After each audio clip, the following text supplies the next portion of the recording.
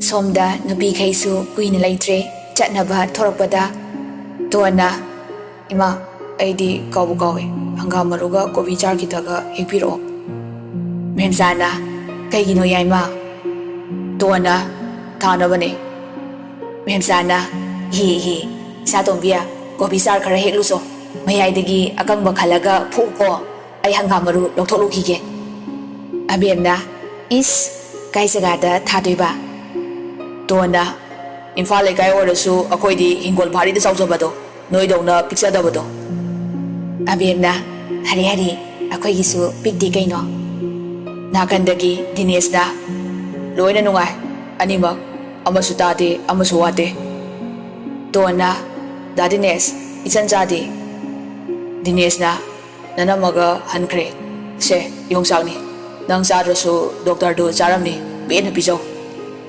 Tuana as amadu uradi harau loirani Dinesna sina ichana abemgi Abemna aya aigi sura thank you mabong Memsana sese sida leire Channa cheton si yadreng Tuana yamankre aina training chatringai da tharamdoini Memsana sese ima manam nambirage imana ngasi nambidori base punsigi oinani Mamagi wahiduda Don kappa horakle mane mapanda phambadusu changlai Ritana Inao kai kapino adumna kapkanu nasase aigi saningol oirabani hausikti aina asengma mama moina loina daito puradawni Memsana inama isase mangau khara thibane masing khara phatabane nakuchana warakpiu ko aigidi warakpagi matam loire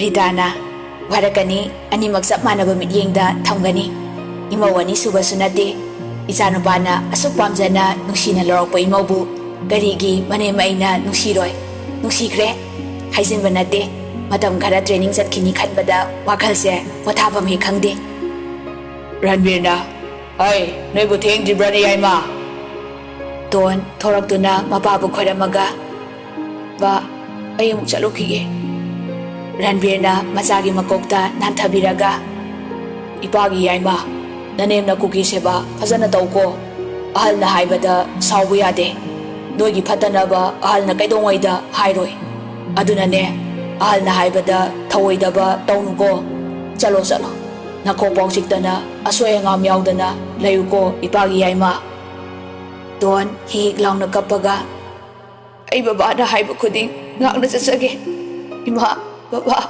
ay chalukige Memsa mapidu tay thoklaga Yoro Ritana, lao Ritana mamauton bukolaga thokminakre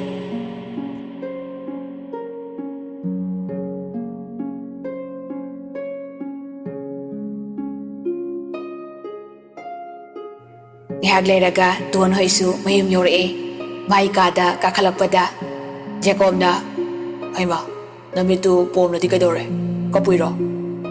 Don, paini yenglaga. Mitlaw na ba surgery tau ba da soinay kre, aduini. Jacob na, karino ne, heklaw pa ka hungha. Pande, sa tau kuidre, romance nga ta tau si. Don na, napagi romance lo, thang ni butoro. Jacob na, hoy ma, kay di kesi de.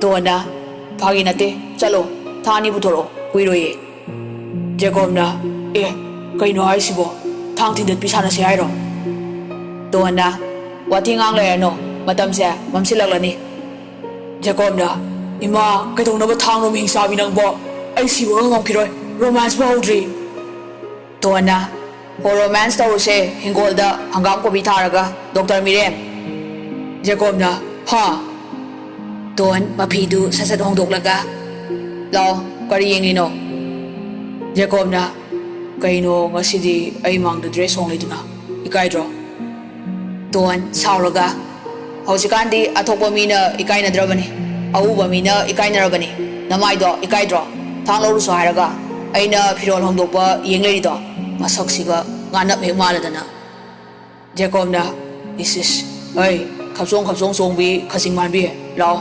Hingolda romance tawsi haibani ko ꯑꯩꯗꯤ romance ꯇꯧꯗ꯭ꯔꯗꯤ ꯌꯥꯔꯣꯏ ꯍꯥꯏꯁꯤꯅꯤ ꯇꯣꯟꯅ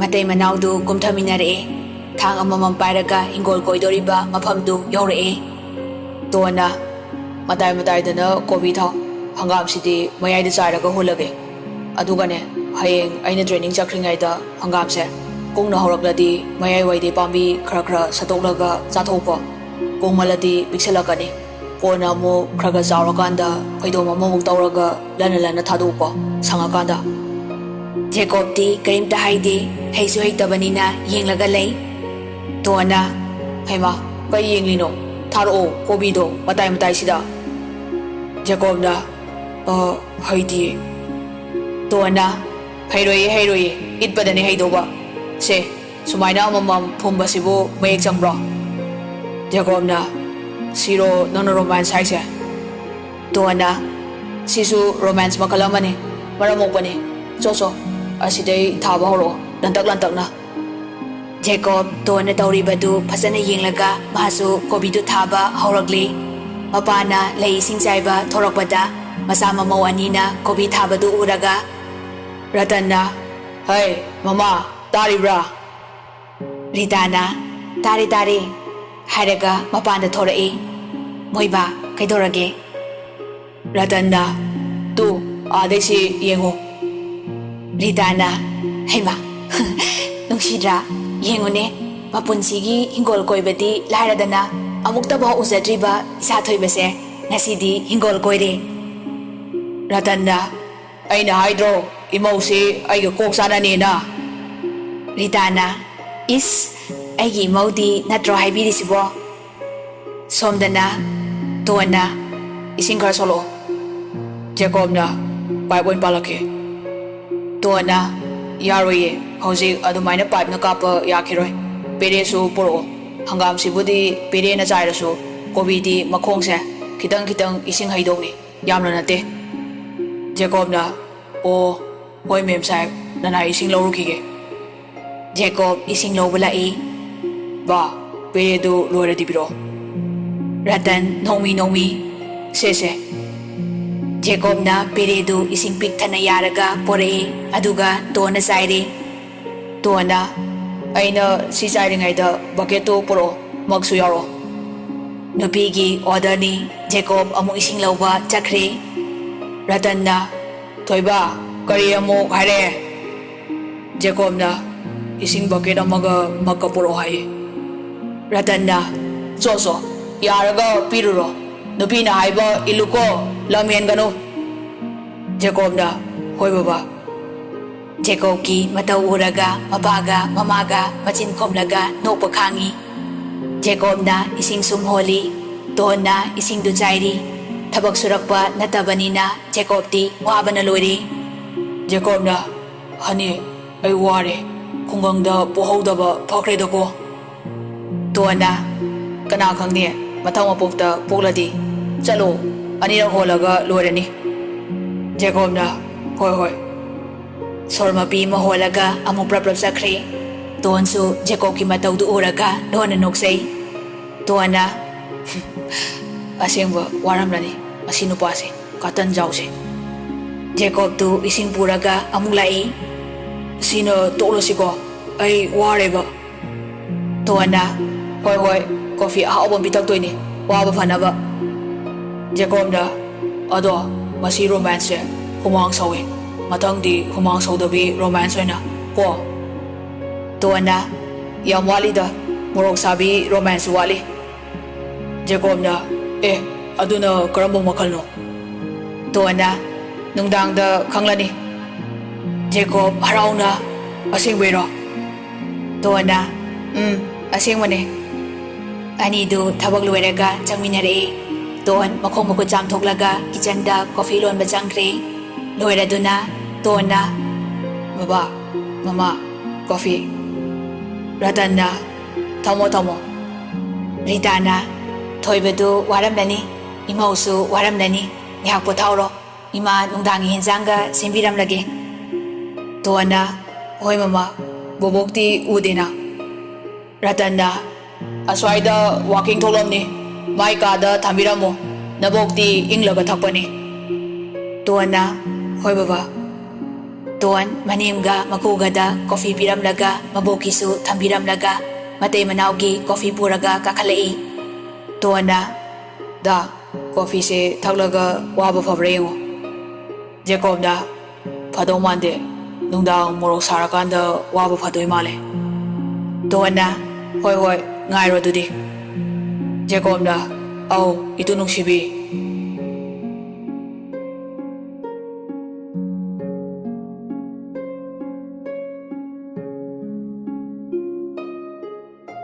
Coffee thakpa loiraga ton chinya ting thoklaga asengwa phizol setlaga sandhya janglakpagi thupthau mai katnaba kungkhre loiraga dress amu hongdoklaga chak thongpa jangkhre somda Jacob di mut aroibi nungairi bani.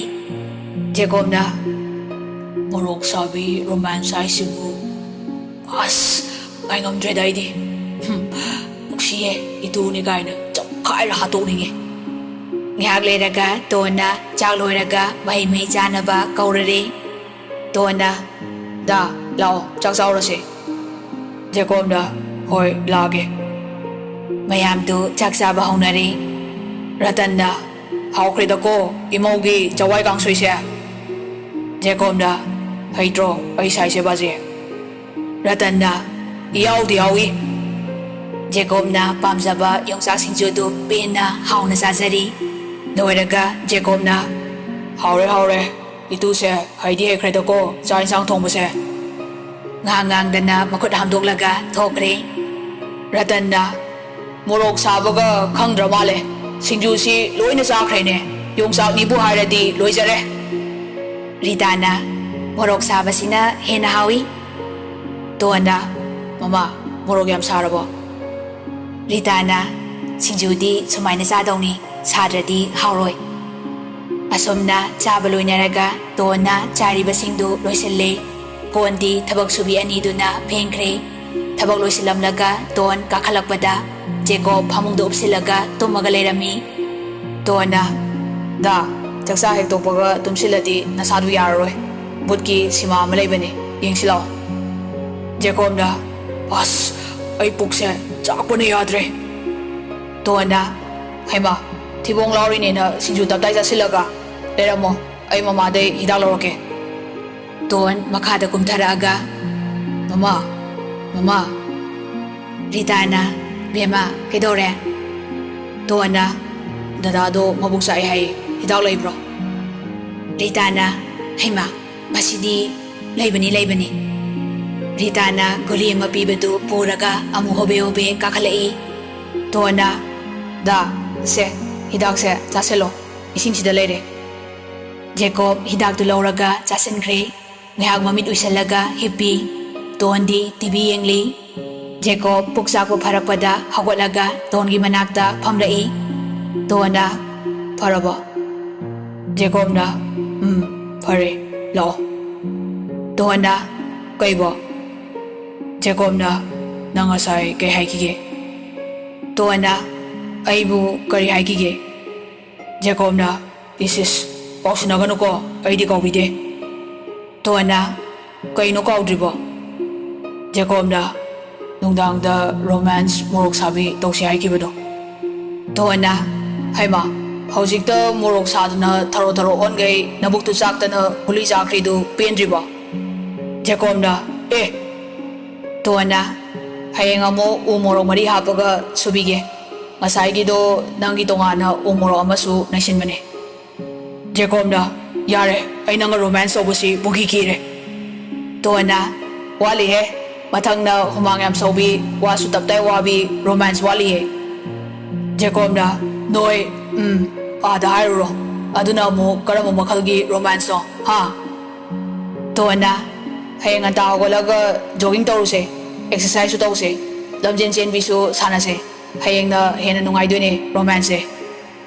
Jacob phuk hogolaga aida tumja horage nakongse I tadringai da. Adu hairamaga Jacob tumba sangkhre. Ton yenglaga kanna nokli. Tona tapna da aiga punna tumsilao.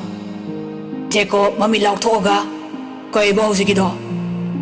Tona taudrabo ꯇꯥꯗ꯭ꯔꯗꯤ ꯌꯥꯔꯦ ꯇꯨꯝꯃꯣ ꯖꯦꯀꯣꯕ ꯐꯃꯨꯡ ꯑꯆꯧꯕꯗꯨꯗ ꯄ꯭ꯔꯕꯞ ꯀꯥꯈꯠꯂꯒ ꯐꯝꯃꯤ ꯖꯦꯀꯣꯕꯅ ꯃꯣꯔꯣꯛ ꯁꯥꯕꯤ romance ꯇꯧꯗꯣꯏꯔꯣ ꯇꯣꯟꯅ ꯌꯥꯝ ꯍꯦꯟꯖꯤꯜꯂꯛꯀꯅꯨ ꯇꯨꯝꯃꯁꯤ ꯍꯌꯦꯡ ꯉꯟꯅ ꯍꯧꯒꯠꯇꯣꯏꯅꯤ ꯖꯣꯒꯤꯡ ꯆꯦꯟꯅꯕ ꯖꯦꯀꯣꯕ ꯀꯔꯤꯝꯇ ꯈꯨꯝꯗ꯭ꯔꯦ ꯐꯃꯨꯡꯗ ꯇꯨꯃꯤꯟꯅ ꯍꯤꯞꯊꯔꯦ ꯇꯣꯟꯅ ꯕ꯭ꯂꯦꯡꯀꯦꯠꯇꯨ ꯆꯤꯡꯈꯠꯂꯒ ꯄꯨꯟꯅ ꯁꯨꯞꯄꯤ ꯖꯦꯀꯣꯕꯅ ꯇꯣꯟꯗ ꯑꯣꯟꯁꯤꯜꯂꯒ ꯈꯪꯀꯣꯟ ꯀꯣꯟꯁꯤꯜꯂꯤ ꯇꯣꯟꯅ ꯆꯠꯊꯣꯛꯑꯦ ꯅꯊꯟ ꯇꯨꯝꯅꯤꯡꯕ꯭ꯔꯥ ꯍꯥ ꯑꯣꯟꯊꯣꯛꯑꯣ ꯊꯨꯅ ꯅꯠꯇ꯭ꯔꯗꯤ ꯀꯥꯎꯊꯔꯛꯀꯅꯤ ꯖꯦꯀꯣꯕꯁꯨ ꯅꯣꯛꯅꯤꯡꯒꯨꯝ ꯏꯀꯥꯏꯒꯨꯝ ꯃꯅꯤꯡ ꯑꯣꯟꯊꯣꯛꯈ꯭ꯔꯦ ꯇꯣꯟꯅ ꯖꯦꯀꯣꯕꯄꯨ ꯇꯞꯅ ꯑꯃꯨꯛ ꯀꯣꯟꯁꯤꯟꯕꯤ ꯖꯦꯀꯣꯕꯇꯤ ꯍꯔꯥꯎꯕꯅ ꯃꯁꯥꯗꯨ ꯂꯩꯐꯝ ꯈꯪꯗ꯭ꯔꯦ ꯃꯣꯃꯣꯟ ꯅꯣꯛꯂꯒ ꯂꯩ ꯇꯣꯟꯅ ꯍꯔꯥꯎꯔꯤꯁꯦ ꯌꯦꯡꯉꯣ ꯅꯪꯅ ꯀꯣꯟꯕꯗꯤ ꯌꯥꯗꯦ ꯑꯩꯅ ꯀꯣꯟꯕꯗꯤ ꯌꯥꯏ ꯁꯤꯗꯒꯤ ꯍꯦꯟꯖꯤꯜꯂꯛꯑꯕ ꯄꯨꯟꯁꯤꯒꯤ ꯐꯃꯨꯡ ꯇꯣꯡꯉꯥꯜꯂꯦ ꯈꯪꯉꯨ ꯖꯦꯀꯣꯕꯅ ꯇꯣꯟꯒꯤ ꯃꯈꯨꯠꯇꯨ ꯄꯥꯏꯔꯒ ꯈꯖꯥꯏꯗ ꯊꯝꯃꯒ ꯃꯣꯃꯣꯟ ꯅꯣꯛꯂꯝꯂꯒ ꯇꯞꯅ ꯇꯨꯝꯊꯈ꯭ꯔꯦ ꯇꯣꯟꯅ ꯃꯊꯟꯇ ꯋꯥꯈꯜꯗ ꯈꯜꯂꯤ ꯗꯥ ꯑꯩꯅ ꯇꯧꯔꯤꯁꯦ ꯌꯥꯝ ꯀꯥꯏ ꯈꯪꯉꯤ ꯑꯗꯨꯕꯨ ꯑꯩꯒꯤ ꯄꯥꯟꯗꯝꯁꯤ ꯐꯪꯗ꯭ꯔꯤ ꯐꯥꯎꯗꯤ ꯑꯩꯕꯨ ꯐꯠꯇꯦ ꯍꯥꯏꯔꯁꯨ ꯂꯥꯟꯅ ꯈꯜꯂꯁꯨ ꯑꯩ ꯏꯁꯥꯅ ꯄꯨꯝꯅꯃꯛ ꯃꯥꯌꯣꯛꯅꯒꯅꯤ ꯑꯩꯅ ꯃꯇꯤꯛ ꯆꯥꯕ ꯃꯤ ꯑꯣꯏꯔꯕ ꯃꯇꯝꯗ ꯗꯥꯒꯤ ꯁꯦꯕꯥ ꯃꯇꯣꯟ ꯂꯣꯝꯅ ꯇꯧꯖꯒꯦ ꯃꯗꯨ ꯐꯥꯎꯗꯤ ꯅꯪ ꯑꯩꯕꯨ ꯋꯥꯔꯧꯔꯁꯨ ꯑꯩ ꯈꯥꯡꯈꯤꯒꯅꯤ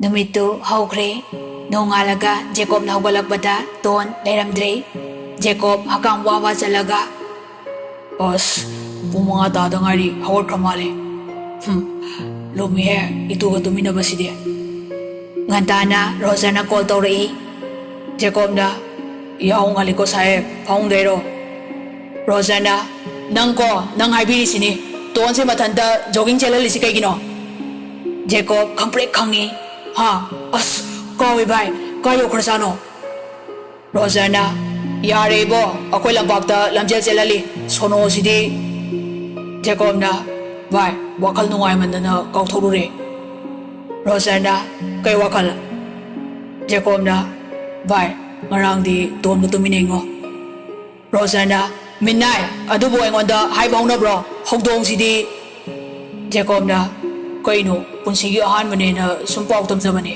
ꯑꯩꯅ ꯀꯣꯟꯕꯗꯤ ꯌꯥꯗꯦ ꯃꯥꯅꯗꯤ ꯀꯣꯜꯂꯛꯄꯩ ꯋꯥꯅꯦ ꯔꯣꯖꯔꯅ ꯐꯣꯟꯗꯨ ꯐꯠ ꯀꯛꯊꯠꯈ꯭ꯔꯦ ꯖꯦꯀꯣꯕꯅ ꯑꯌꯥ ꯊꯝꯈ꯭ꯔꯦ ꯑꯩꯅꯗꯤ ꯍꯔꯥꯎꯕꯩ ꯇꯝꯖꯔꯒ ꯚꯥꯞꯇꯤ ꯌꯧꯔꯝꯂꯅꯤ ꯕꯦꯔꯥꯅꯤ ꯖꯦꯀꯣꯕ ꯃꯨꯔꯨꯝ ꯃꯨꯔꯨꯝ ꯁꯣꯜꯂꯒ ꯃꯥꯁꯨ ꯍꯧꯒꯠꯂꯛꯏ ꯖꯤꯞꯄꯔ ꯑꯃ ꯂꯩꯁꯜꯂꯒ ꯂꯝꯄꯥꯛꯇ ꯊꯣꯔꯛꯏ ꯇꯣꯟꯗꯨ ꯇ꯭ꯔꯦꯛ ꯄꯦꯟ ꯁꯦꯠꯂꯒ ꯂꯝꯖꯦꯜ ꯆꯦꯜꯂꯒ ꯂꯩꯔꯝꯃꯤ ꯔꯣꯖꯔꯅ ꯇꯥꯏꯃꯤꯡ ꯌꯦꯜꯂꯒ ꯑꯗꯨ ꯇꯧ ꯑꯗꯥ ꯇꯧ ꯇꯥꯛꯂꯒ ꯂꯩꯕꯗꯨ ꯎꯔꯦ ꯖꯦꯀꯣꯕꯅ ꯍꯣ ꯋꯥꯗ꯭ꯔꯤꯕꯣ ꯔꯣꯖꯔꯅ ꯀꯩꯗꯧ ꯂꯥꯛꯏꯅꯣ ꯖꯦꯀꯣꯕꯅ ꯂꯥꯛꯆꯩꯕ ꯏꯇꯨ ꯁꯪꯕ ꯔꯣꯖꯔꯅ ꯍꯧꯖꯤꯛꯇ ꯅꯇꯨ ꯅꯤꯡꯕꯒ ꯁꯥꯔꯤꯅꯤꯅꯦ ꯁꯛꯁꯤꯒ ꯉꯥꯏꯍꯥꯛ ꯑꯦꯛꯁꯔꯁꯥꯏꯁ ꯇꯧꯔꯒ ꯑꯍꯨꯝꯗꯨ ꯍꯜꯂꯛꯃꯤꯟꯅꯔꯦ ꯔꯣꯖꯔꯅ ꯑꯩ ꯆꯪꯍꯧꯔꯒꯦ ꯇꯣꯟꯅ ꯍꯣꯏ ꯚꯥꯏ ꯔꯣꯖꯔꯅ ꯍꯣꯏ ꯍꯌꯦꯡꯗꯤ ꯍꯧꯒꯠꯃꯤꯟꯅꯧ ꯑꯗꯨꯁꯨ ꯄꯄꯤ ꯇꯧꯔꯦꯅ ꯍꯔꯥꯎꯗꯅ ꯃꯤꯀꯞ ꯊꯣꯛꯏꯗꯣꯏꯔꯥ ꯖꯦꯀꯣꯕ ꯃꯀꯣꯛ ꯍꯣꯠꯂꯒ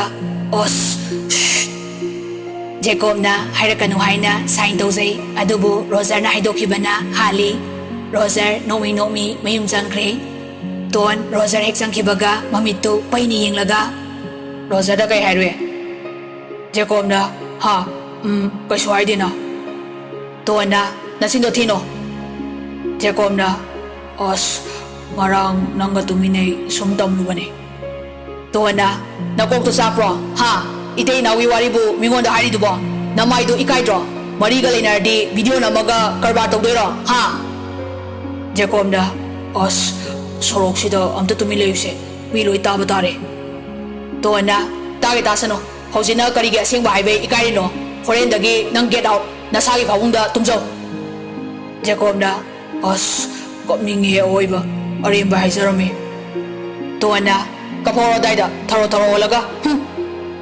ꯇꯣꯟꯗꯨ ꯁꯥꯎꯔꯒ ꯄ꯭ꯔꯞ ꯆꯪꯈ꯭ꯔꯦ ꯖꯦꯀꯣꯕꯁꯨ ꯇꯥꯟꯅꯔꯛꯏ ꯃꯆꯥ ꯃꯃꯧꯅ ꯉꯥꯡꯅꯕꯗꯨ ꯔꯤꯇꯥꯅ ꯋꯥꯔꯤꯗꯨ ꯇꯥꯗ꯭ꯔꯁꯨ ꯕꯦꯝꯃ ꯊꯣꯏꯕ ꯀꯩꯗꯧꯔꯦ ꯇꯣꯟꯅ ꯃꯥ ꯉꯟꯇꯥꯅ ꯍꯧꯒꯠꯂꯨ ꯖꯣꯒꯤꯡ ꯆꯠꯃꯤꯟꯅꯁꯤ ꯍꯥꯏꯔꯒ ꯍꯧꯖꯤꯛꯇ ꯍꯧꯒꯠꯂꯒ ꯂꯥꯛꯏꯁꯦ ꯌꯦꯡꯉꯣ ꯖꯦꯀꯣꯕꯅ ꯑꯁ ꯅꯪꯗꯤ ꯍꯧꯗꯣꯛꯂꯝꯕ ꯀꯩꯗꯧꯒꯦꯕ Toana, aina tarara hodobada dadi tasutadana, nathanda salona kona hari natro.